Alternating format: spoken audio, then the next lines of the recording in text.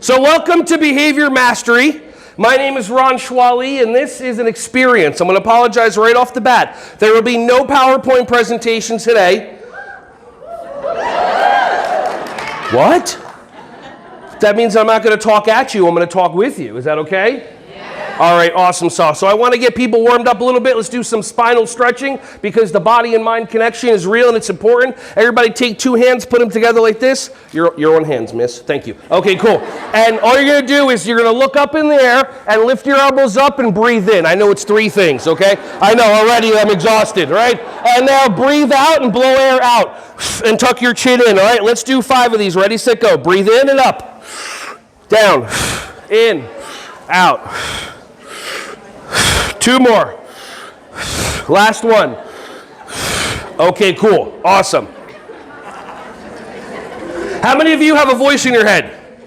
The voice in your head that talks at you, evaluates you, judges you, compares you to other people, tells you every morning you have 1 pound of weight to lose or more. Anybody ever have a second voice that comes on going, why are you being so mean to this person? They're doing the best that they can. And then the third voice is like, who is everybody in here? Just get out! So that voice that you heard in your head, that one, yeah. Oh, that's Holly, Elise, and Crystal over there going to try to be louder. All right, I'm going to test this crowd out a little bit.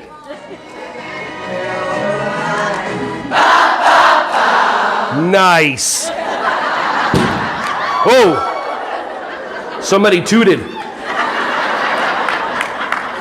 That was a deep one. Good for you. If you get offended by tooting, don't forget what industry you work in. I just want to be clear about that. Okay, cool. So that voice in your head is not there to help you, in my opinion. By the way, don't believe anything that I say. Don't believe the words that come out of my mouth. But if I say something that gives any sort of value to you and you can take something from it, then feel free to use it in life. Does that make sense? Okay, so the voice in your head, the one that talks to you. How many of you, the voice in your head, let you do the stretching that we just did? How many of you, the voice in your head, talked you out of doing that stretching and it gave you 1 or 2 valid reasons? Okay, cool. So now we're going to do some more stretching, and what I offer you is just be with the voice in your head that's going to either say, yes, great, let's do the stretching, let's stop the stretching, and just be present to what's going on up here, because behavior mastery is not just mastery of the classroom, it's mastery of ourselves. And when we can master ourselves, which takes a long time, then we can have a positive effect on the kids. Make sense? Okay, so now what is your voice going to tell you in your head about doing the next stretch? Just be present with it while we do it. 1 hand up in the air, grab onto your opposite wrist. Okay, cool. Now, breathe in, breathe out, and gently just pull yourself over to the side. Yeah, make a friend or two, that's fine. And feel all the stretching that's happening in your side body, around your ribs. Every time you hiccup, you cough, you sneeze, those muscles tighten up. Now, while your brain's going, that's enough stretching, you don't deserve this, ask your heart what to do, because your heart can also give you suggestions. Breathe in, breathe out. Instead of letting go, pull over even more. And open up your whole side body. By the way, all the stretching that we go over today, I don't want you to do any of this at home. Once you come into school and you punch in and you're getting paid, that's when you practice staff wellness. Okay? Now let's go the other side. Grab on like this. Breathe in, breathe out, and gently pull over. And breathe in, breathe out, and pull more. 1 more time, breathe in. Now pull your hand over even more. Take a breath in, take a breath out, and relax. Now, the question I want you to ask yourself is, did the decision that you made to stretch or not to stretch benefit you? If it benefited you, consider doing it again. If it didn't benefit you, don't ever do it again. Pretty simple. Make sense? Okay, cool. So, to master behavior is to master ourselves in some of our stuck programs. For example, when I mean programs like this chemical computer, if I say up, you say, yeah. If I say left, you say, right. If I say stop, you say, no. Congratulations, you all have oppositional defiance disorder. Give yourselves a round of applause. And I promise you somebody in here went, no, I don't, and then there it is.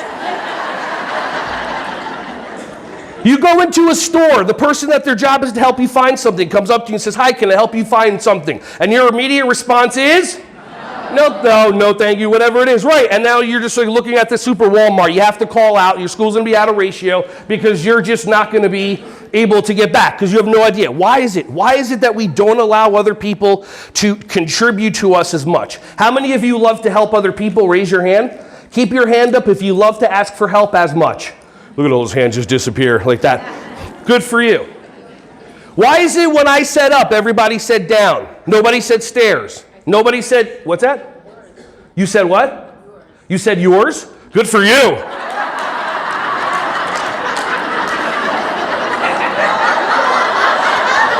They just got it. It's like a wave. It's rolling in. That's it. Up. Yeah. Oh!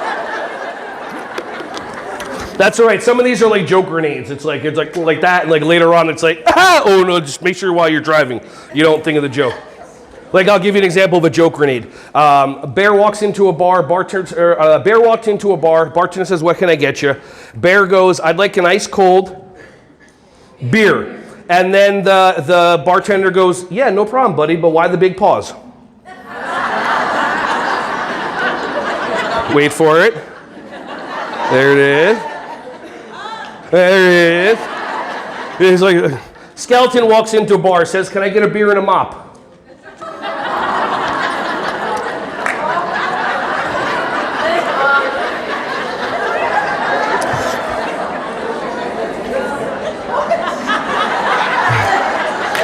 20 minutes in, someone is, "Oh, skeleton, I get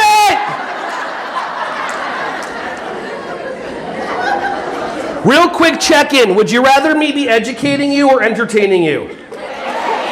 What do your kids want? Who lied to you and told you you're supposed to be teachers in early childhood? Is it in the NACCE book? You have to be a teacher? I mean, I understand developmentally appropriate practice. What if you stopped being a teacher for one day and tried being a clown? What would your day be like in your classroom? What would it be like for your kids? Yeah, fun, right? What, maybe, possibly? Chaos, even better. And that's beautiful because how many of you have the voice in your head that goes, "I don't want to get my kids too riled up. I don't want to get them too excited because I'm not going to be able to bring them back."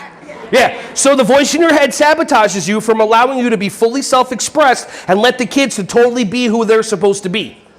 And it's okay, because when I show you behavior mastery, and when I show you assembly program that I did in front of 150 plus kids, and I get them sitting crisscross applesauce quiet, and then I show you preschool classes that I do it, the only way that it's not going to work for you is if your brain goes, "Still it's not going to work, you don't know my kids, blah, blah, blah, I'm right, you're wrong, and I'm not going to try it." And that's your brain being right. And that's the thing that we don't understand. Like, why do we say things to kids that don't benefit them? It's because we're stuck. Finish this sentence. You get what you get. It didn't even take you half, and you don't get to throw a fit. You get what you get, no gonna. Yeah, now go out to dinner tonight. Go to that restaurant that you've been planning to go out for so long, and you're going to get your steak, you're going to get this. If you want a really good family-style buffet, that was amazing this morning. Look up Monell's, Monells. It is amazing, only if you like fried chicken and peach cobbler for breakfast.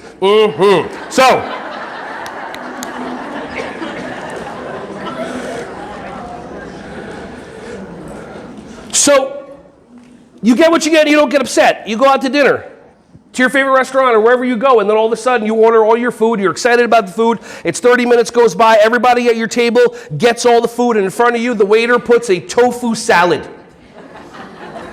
Big old slab of white tofu. That's to me. Some of you lie to yourself and say you like tofu. That's fine. Enjoy that. And then you look at the waiter as respectfully as possible and say, "This isn't what I ordered." And they turn to you and go, "You get what you get and you don't get upset." How many of you are just like, "Valid"? Same thing with the hubbies, huh? You get what you get. All right. Yeah, some of you went, huh? Yeah. Is it okay for them to say you get what you get and you don't get upset? So why is it okay for us? That's crazy for me to tell you not to do something, because you're going to want to do it. From this point on, nobody's allowed to raise two hands in the air because I said so. Exactly. Because humans are oppositional. That's how we are. It happens all the time. How many of you have ever said to a kid, are you making good choices? Are we making good choices today? Joey, are we making? Joey's like, I made 38 choices in the last half hour. Can you be a little more? Are we making good choices today? Like, does that help the kid at all? Does the kid go, well, now that I think about it, choice A, B, and C? No, they don't know what happened. How many of you have somebody at home that doesn't listen to you? Oh, 2 hands up. Yeah, there you go. How many, now, is it really, let's think about this, because remember how we're naturally oppositional. Our hands just go, yeah, they don't listen, they don't listen. Is it really, think about that person. Is it really that they don't listen to you? Or they listen to you all the time because they have no choice, because you follow them from room to room to room. Say, if you have that many rooms, or maybe you have one room and you just go around in a circle, and you follow them all over, saying the same thing over and over. But they don't do what you want them to do because you haven't figured out a reason for them to do it. How many of you see somebody laying restfully on a couch and you lose your mind?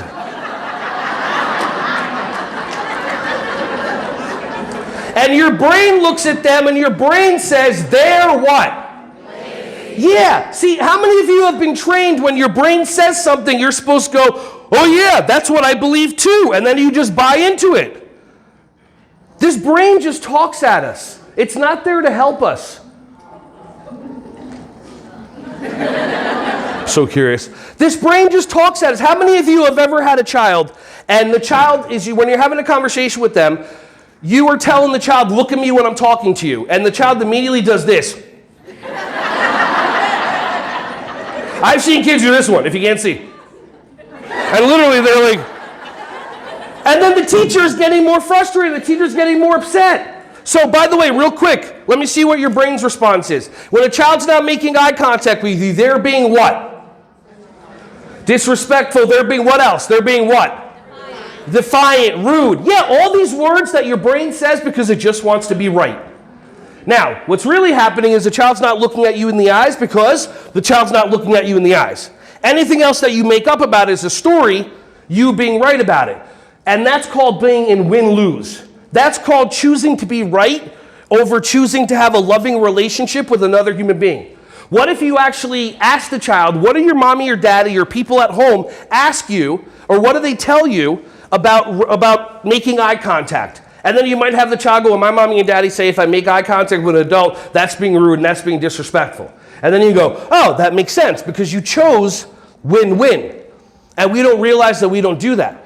How many of you have kids that when they see you in the morning, they run up to you and they love you and they hug you and they're so happy? And if your significant other only treated you like that once in a while, you wouldn't have to cheat. Your love life would be amazing. I mean at cards, when you're playing cards against them, and it's like, I don't know what you're thinking about. In early childhood, I started working with preschool kids at a karate school. I did an amazing, mind-blowing seminar that totally opened up my heart called the Landmark Forum in 2001. If you never heard of it, look up Landmark Worldwide. They don't even advertise. It'll be the most amazing 3 days you'll spend in your life. And it was my experience of it. I dropped out of college for the first of 3 times or whatever. I went to my karate teacher because I was a pro wrestler at the time, and I wanted to go wrestle in Japan. And in Japan, when you don't look like them, they try to beat the crap out of you even more to send you home to see if you'll come back. So I had to learn real martial arts. I started when I was 12 in Taekwondo, which is a lot of big, wonderful, fancy spin kicks that don't work in a real life situation, but it looks real beautiful in a tournament. And boards of wood fear me. Okay, some of you got that, that's fine. Okay. So I went to go work with my sensei, and I learned more about him. He was an elementary school teacher, and she was a preschool teacher. They both left the school system about 1.5 years before to open up their own karate school, right as the virus of political correctness started creeping in. What do I mean by that? Some of you went, yeah, some of you are like, oh, like that. Meaning, he told me the day he quit is when his principal called him into the office. He said, we are having complaints from parents. One parent said that you told them that their child should go to bed earlier and they were upset. We had another parent that you said that they probably didn't feed their child breakfast, which they probably didn't feed their child breakfast. But, so he was doing all these things, saying things to parents, where the parents would be like, okay, thank you, professional educator, that I send my kids to you. I'm going to do what you say. Who remembers, who's been teaching long enough to remember back when parents would actually be respectful of what you thought because you're in the industry? Right. How's that going now? Oh, no. But how many have parents that absolutely like it's their first kid, but they think they know what's best for their child just because their brain says words to them? So, but consider if you create win-win, then what happens is your heart opens up. Because when you do something in win-lose, when you say you get what you get and you don't get upset, when you say you're making good choices, have you, and it's okay if you have, because some of us have already gotten upset once in our lifetime. Have any of you ever said to a child, what did I tell you? What do we talk about? Why do I have to repeat myself? Or all these things. How many of you have felt everything inside because a 3-year young kid just did something that your brain said they shouldn't, and now all of a sudden you feel inside you? Yeah, it's not your fault. It's okay. It's just that these systems in place don't benefit us. Our brain tells us how kids should be. And just it's the way that it is. It's not how things should be. Okay, how many of you have expectations for the parents of your kids? Expectations like they'll pick the kids up on time? Yeah, how many of you create expectations for other people? Never share the expectation with them. And when they don't fulfill the expectation they know nothing about, who do you get upset at? Them. That's a brain program. Does that make any sense at all? It doesn't. And what happens is it puts us in win-lose. Why do we tower over a child and say something that doesn't benefit them? Very simple. Dopamine. That's it. It's a chemical inside our body. Whenever you feel like you're right, your brain sends a message to the body to release dopamine. And for a long time that maybe you haven't felt in a long time because you shut off your joy or because you don't have access to it as much, when you say to a child, you get what you get, and you don't get upset, for 1 to 2 seconds, the brain goes, yeah! Foo! And then the kid's like, what? You get a dopamine hit, and then all of a sudden, the kid's connection with you is gone. You are your own drug dealers, and you get high on your own supply all the time. We do it all the time. How many of you have gone home and you've seen somebody way too happy? Does your brain tell you, oh, I had a bad day, somebody cut me off, this and that, whatever. Let me not go into my bad day and let me ask them, how was your day? And you go into win-win and you say what happened. And you're like, oh, it's amazing. I met this person at the Starbucks and they gave me a job opportunity and we're doing this and you're just like, I don't care what happened to my day. It's over. All right, I spilled something on myself.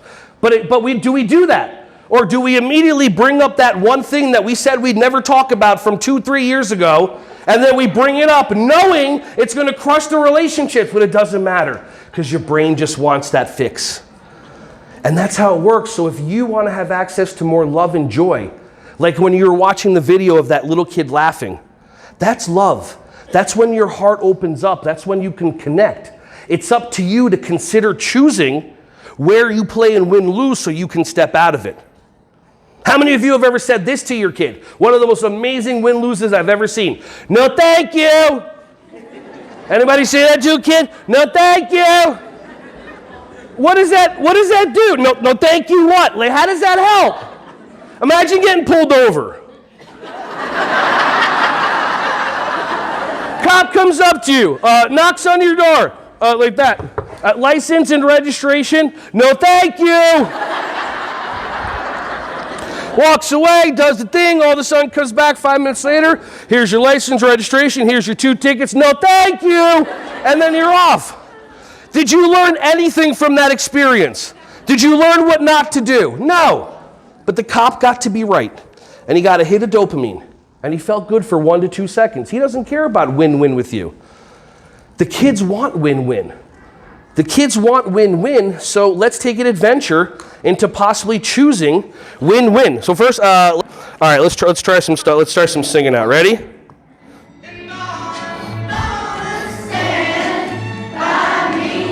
Ooh. Especially all you over there.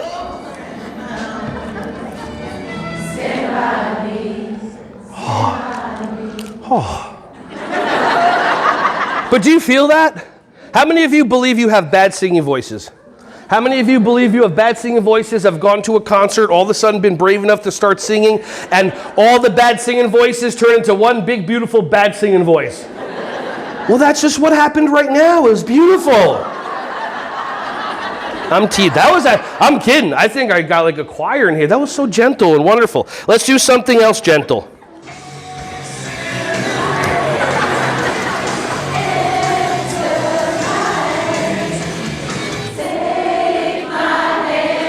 Yeah. Okay, there's nothing wrong. People are like, I don't want people to judge me because I'm not raising my... How many of you don't want to be judged? Raise your hands.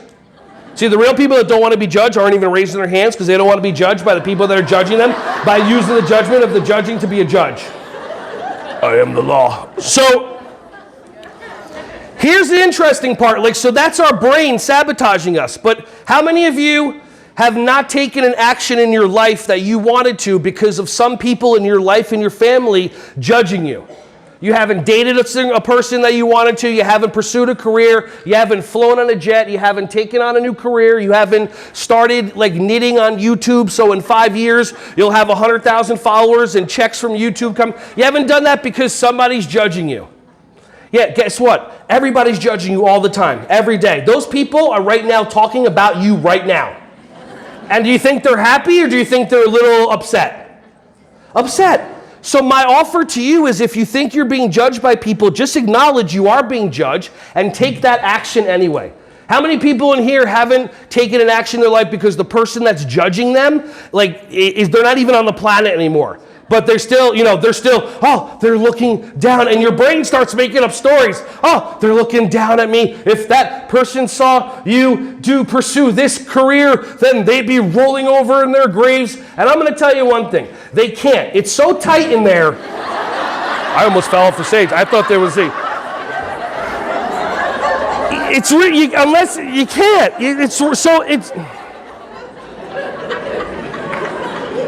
So welcome to my humor.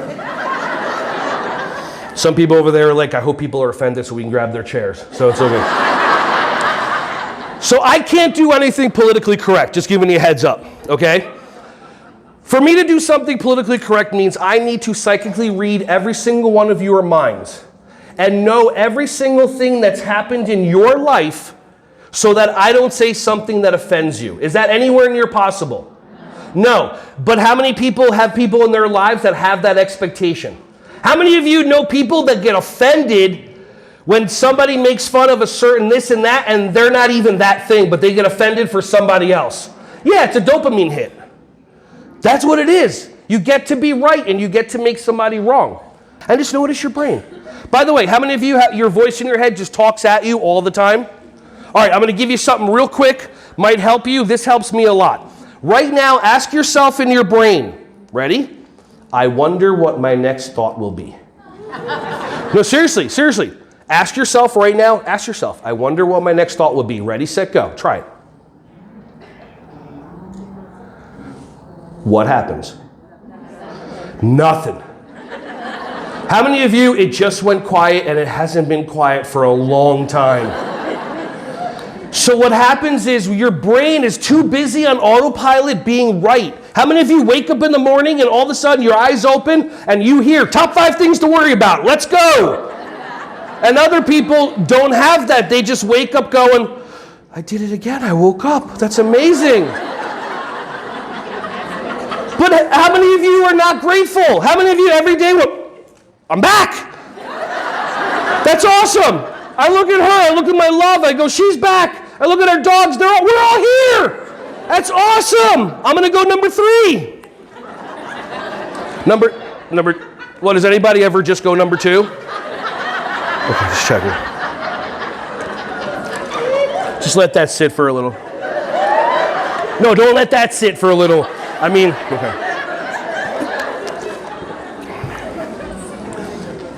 I'm sorry, let's get back to staff development. There's way too much laughing going on in here. Would you rather me be educating you or entertaining you? Just checking in? Okay, cool. Just remembering that. I'm going to ask you that a lot, so hopefully when you see your kids next time and you start going into curriculum. And this is for every single person here that's ever been upset with a child. It's okay. It's not your fault. our inner child gets triggered sometimes, and then we take it on the other kids. But if you get and consider for a moment, these are all reactions. That kid doesn't have like, well, now I'm going to respond. It's just how it goes. How many of you, a child does something and you just feel, ooh, like the temperature, like an old school cartoon just builds up? It's not your fault. That happens. But when it does happen, and you get tools from me and get tools from other people so that it doesn't have to stay that way and stay in that upset mode, it's fine. Then you can get out of it. You can choose win-win. All right.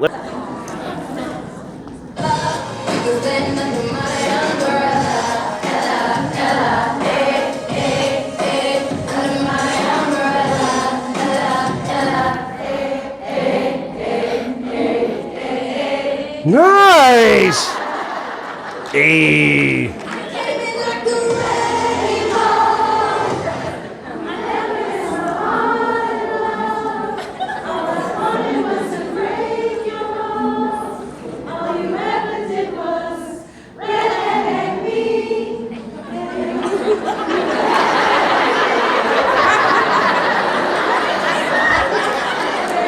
It's your workshop.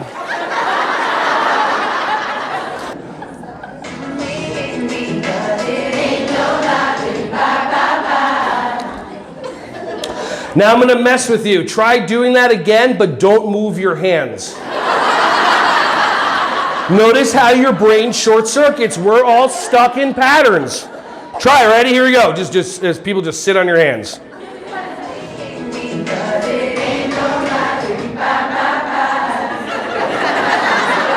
I saw people like this. Okay. So this is a video that I watched of a dad talking to his daughter because he called her a name, okay? That's the problem. You don't call kids names out loud. You got to keep it inside. You could be like, and then you still have your job. Oh, what do you see that dad's doing to create win-win? Yeah, on the eye level. See, I got excited. I thought I can pull this, but apparently it's so like. You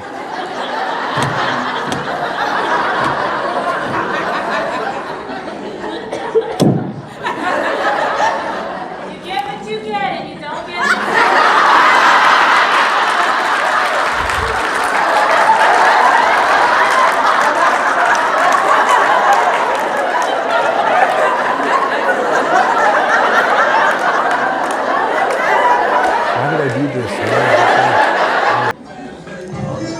How do we make this louder?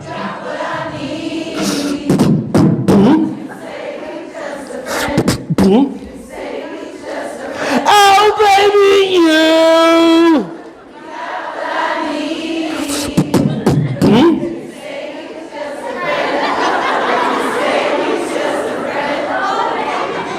How many of you have kids that go, why? Why is this? Why is sky blue? Why is sky green? Right? How annoying. I want to see who's agreeing. I'm going to caught you. Here's the thing. Look, you have kids that ask questions about this. Why is there a chair? Why is there this? Why is there that? Why is that? And then you get tired of it. Why? Well, you've been here for 20, 30, 40 years. They're new. Like, I want you to get that. They're new to everything. So when they're, why is guy? Why is a dog? Why is this? Why is that? Why does this guy come home when daddy goes to work? Why do we do that? Why? Shh. Why?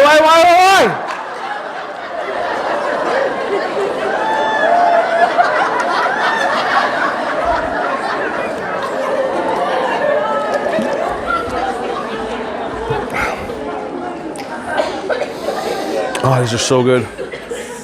We use positive reinforcers for our kids with our Yoga Karate program. So at the end of the workshop, if you're nice enough to fill out an evaluation, you can drop it off right over there and come take a smelly stamp. We have strawberry and grape, and there's different stamps. You take it, you put it in the strawberry, and then you put it on the stamp, and you got to blow on it 5 times so it dries, and it smells really good. And these are awesome.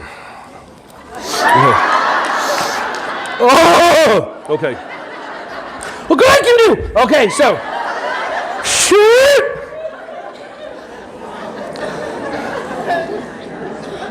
For those of you that are concerned about your ADHD oppositional kids not being successful,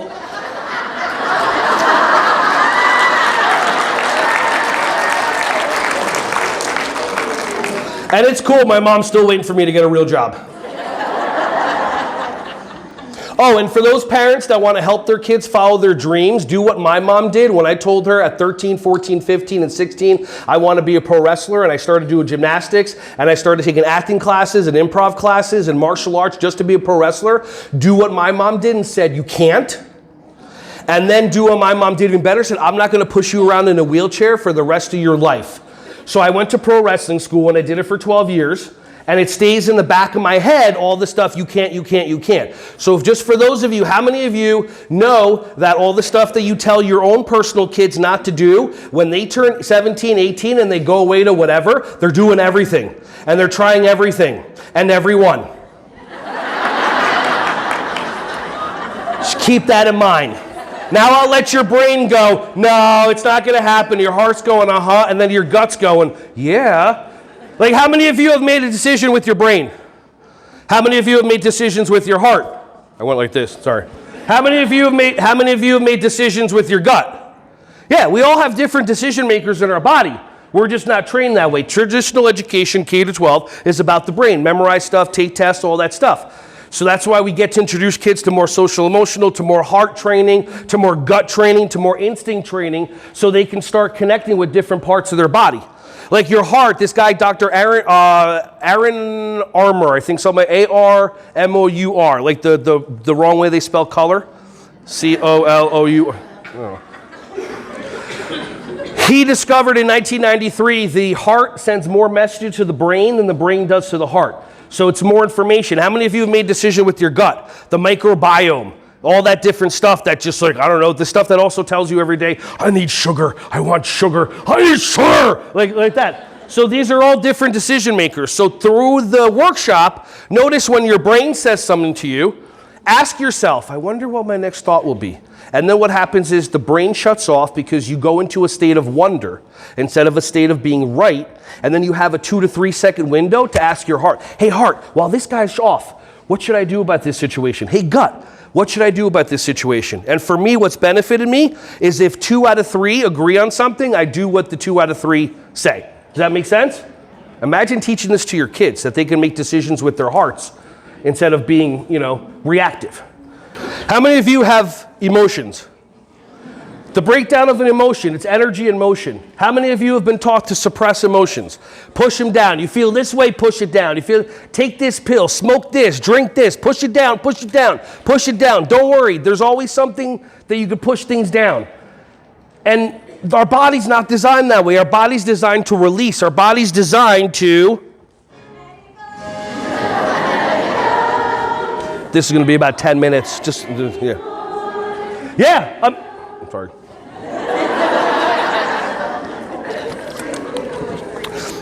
Anybody here ever scream into a pillow for a good 30 seconds? Anybody ever go into your car and just bawl for 30 seconds or a minute? Absolutely. And then all of a sudden, like, okay, cool, I'm good. And that's it. But that's what we're designed. The webpage that we send you, you're going to have a 1-hour yoga Raja class where you can just do slow moving stretching that you're holding and you're releasing the energy in your body. It's a beautiful thing. How many of you have never tried yoga before? How many of you have wanted to try yoga but your brain got in the way and it made up stories about it? Okay, so I invite you to email me through my website, ronspeak.com. Send me your zip code. I'll find 3 yoga studios in your town. I'll find you a yin class or a Raja class or a restore class, and then you can go in there if you're brave enough and lay down on your back and do this slow stretching for an hour, and you're going to walk out of there going, I feel really, really good. I don't even need a drink tonight to go to sleep. And then all of a sudden you're good to go.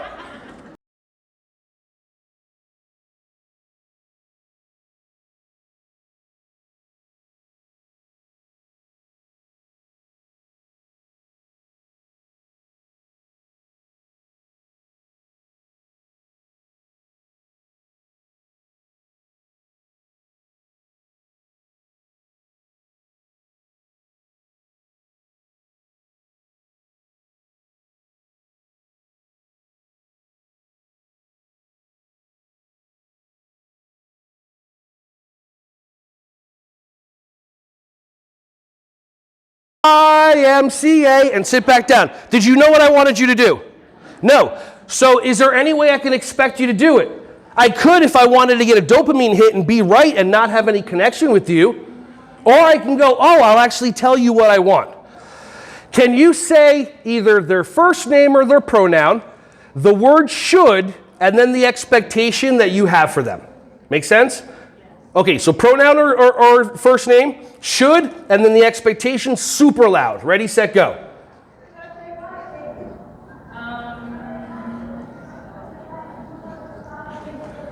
Lori should.